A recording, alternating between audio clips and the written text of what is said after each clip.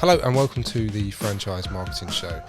This episode was recorded at the International Franchise Show at the Excel. So although we use some really good microphones, there is some background noise going on, so there's some announcements going on because obviously it was a really busy show. But the content is absolutely fantastic. I really enjoyed recording these interviews and I hope you enjoy watching/listening to them as well. Enjoy.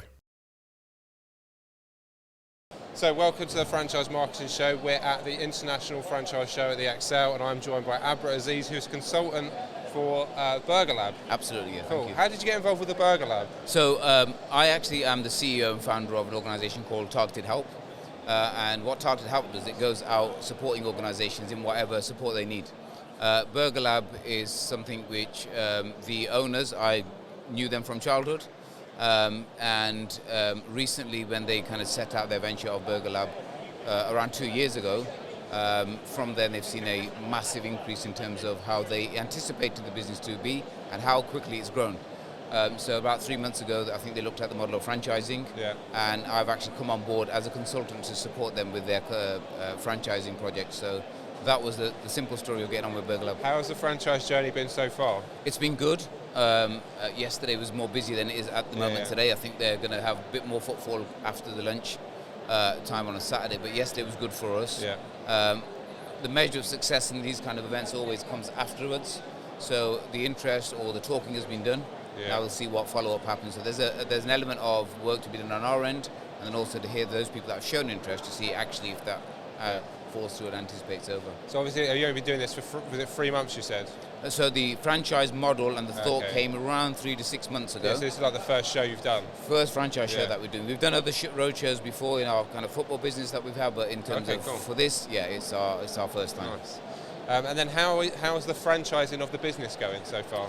Good. So for the business itself, the model, we've got 3 potential sites at this present moment. So we've got the site in Coventry and expanding over. So I think our view at this present from just our conversations yesterday is a lot of interest in the south part, clearly where we're in London, but quite surprisingly a lot of interest going on in north as well. So I think when we say north, we're literally going towards the Scotland part of where we are, so I think the model will kind of expand pretty quick. What are the future plans for it as well? So where do you want to take it? So, look, from a simple answer will always be the fact that we just want to grow and grow. I think we're slightly different to that. We want to make sure we can walk before we start to run. So the expansion plan for the next year is to put potentially around 6 to 8, and then pushing that 5-year plan would be kind of around that double mark, 20 to 25, 30 stores. And pushing avenues openly. The slight difference that we've got as a franchise is the fact that our model will be bespoke. And we've learned that even from yesterday, that some organisations have come and said, look, you do a certain amount of burgers, but our catchment or target audience is more vegetarian. Can we change the menu? Okay, interesting. The menu on that. And what we've actually done is said, that's not a problem. Whereas I know a lot of franchise almost will say things are set in concrete. The larger ones out there, without promoting any names, will say, well, we want to make sure that our burger tastes exactly the same as in Coventry than it does in the far end of Scotland. And that sometimes causes an issue because of either the cultural issue or the needs of somebody's, we're not saying we want a haggis burger, but if that's what they wanted and it sells, then that's absolutely what we would kind of push out for. So the bespokeness is what makes us unique. I was going to ask what makes you unique, and you've answered it already. It's that, and the fact that people often say, they walk past and say, what are you? Because we've got Brgr Lab, and they may kind of get confused what's the lab part of it. The lab part of it is the name that we use. So when you kind of come into our stores, the experience what the customer to see is the fact that rather than give you a can of pop, we will give you something in a test tube, or we'll give it in a beaker, and make it that much more bespoke. We know it's a world of TikTok, we know it's social media, we know that kind of thing. We learn from that people want more quirky ideas. It's trying to just change the customer experience, not just in the food that they eat, but the environment that they sit in as well. The way it's delivered and everything, the experience of it. So our design interior team have put together some really good designs that we want to kind of share out and push. How many locations you got right now? 3 at the moment. 3 at the moment. So it's Coventry, Birmingham, Leicester. Okay, so Midlands, in the Midlands, and now the model pushes. I'd love to go and see it. It'd be great. It sounds cool. Yeah, it's different. It's kind of different experience. But again, we value the fact that the product, which is, when you go into a place like that, it might be all good and well, Yeah. Like the environment's different, but when the food comes and what you paid for, we want to make sure that that service is important as well. So that's where going back to the point of making sure that we can walk before we run is important. So we don't want to just go out and say all out franchise. Yeah. We want each store to run successfully and make sure that if we've set a store in a certain part of Birmingham, then there's no other store within a parameter, because if we're looking for money, then the more the better. But that's an unsuccessful story, because in the long term, both stores will suffer and compete against each other, and that's not what we're here to do, almost to make a family of businesses. Yeah.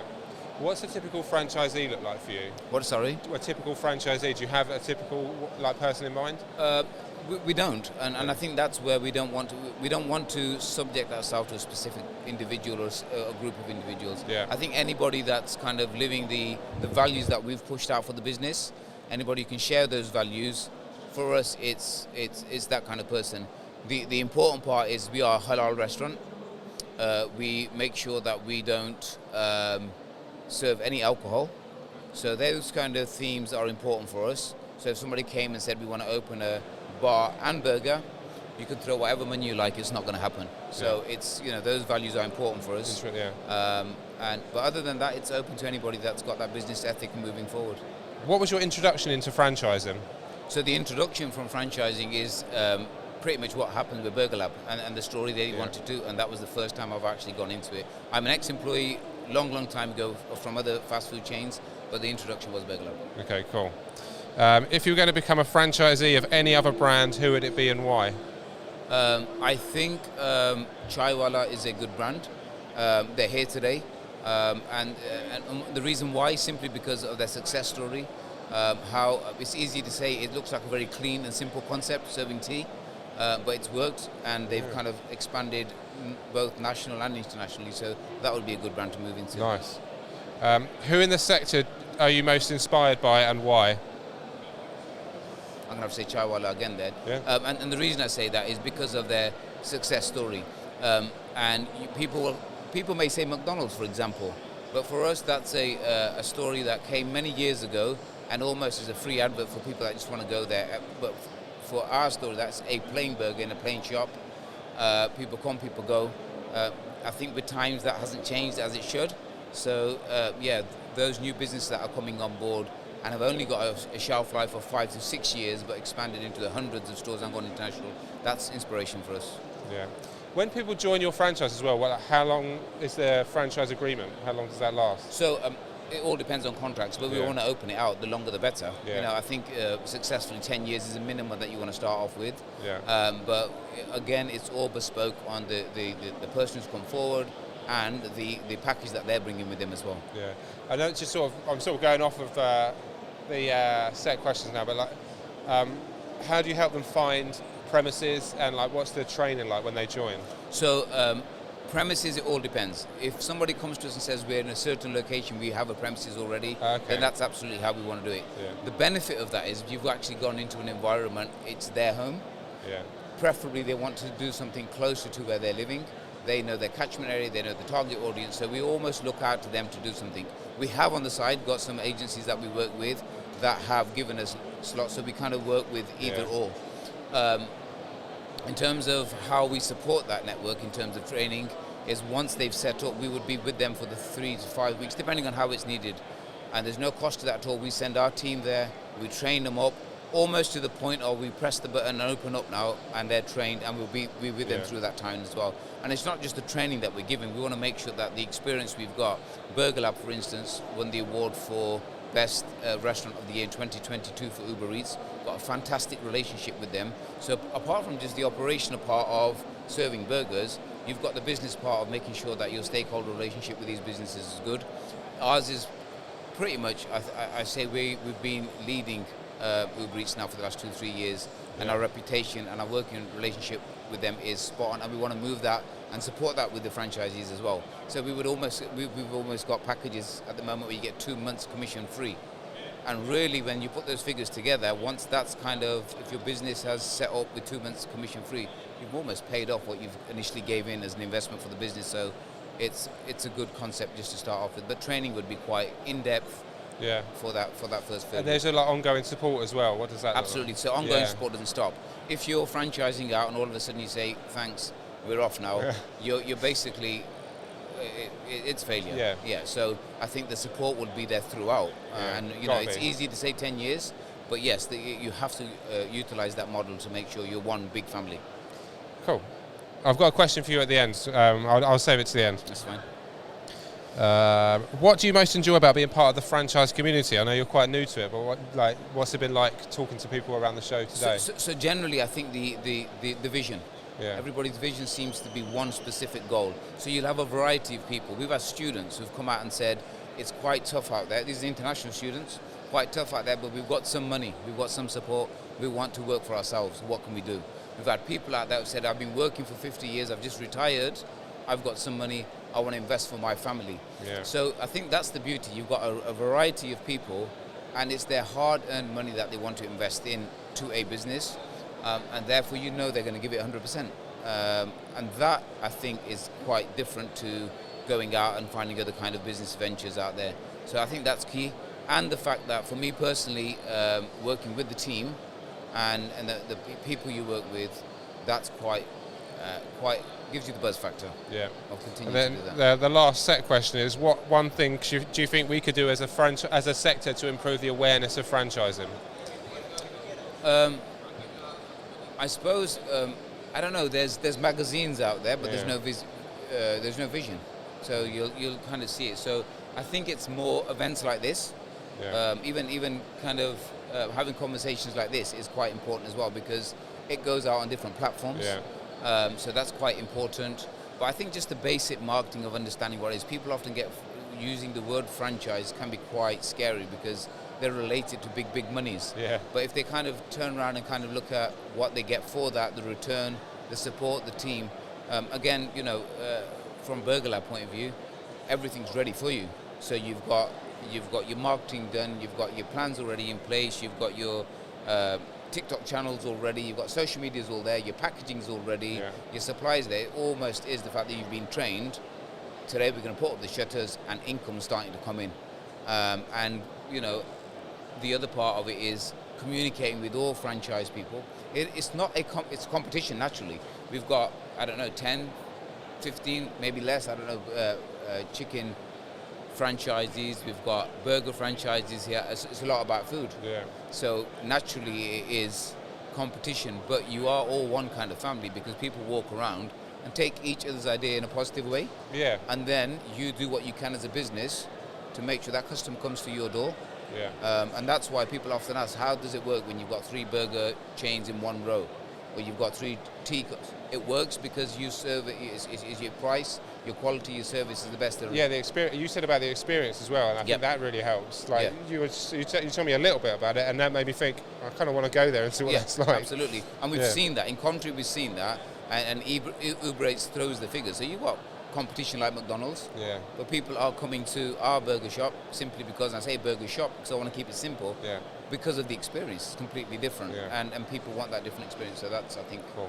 And then my final question I thought of a minute ago is, like, what do you want to do in the future? Like, do you want to work more with helping people franchise as well, because you're consulting with the Brgr Lab? Yeah, so my consultant, it's funny because when you set up a consultancy, it's all about how we can go into organizations, help people, whether it's the larger organizations with staff productivity or staff sickness or general attrition or business strategic planning. And that was my first setup of the business. It then very quickly moved into me wanting to do other stuff because we've got a lot of overseas students that we support, and we set up a membership service for students.